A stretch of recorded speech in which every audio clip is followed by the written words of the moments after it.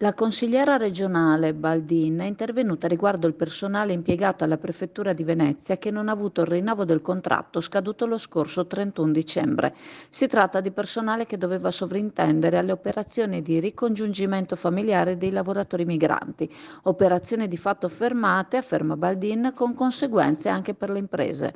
Venerdì è previsto un presidio davanti alla Prefettura organizzato dai sindacati chiedendo l'apertura di un nuovo tavolo contrattuale che agisca a livello di governo centrale. La consigliera ha rivolto un appello alla Giunta della Regione Veneto per agire grazie alla filiera cercando di risolvere i problemi conseguenti ai forti ritardi nelle procedure da espletare per ottenere il passaporto.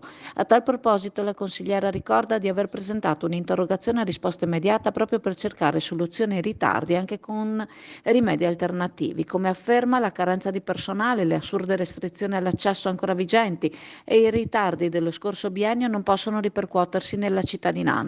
Le norme anzi fissano in 30 giorni il tempo massimo di risposta della pubblica amministrazione a pena di richiesta di risarcimento.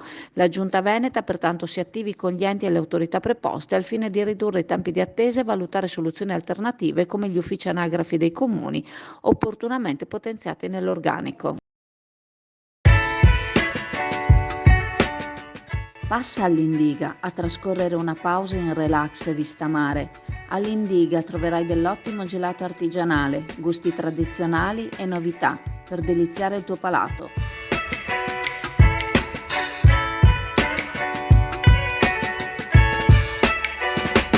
Indiga a Sottomarina ti aspetta.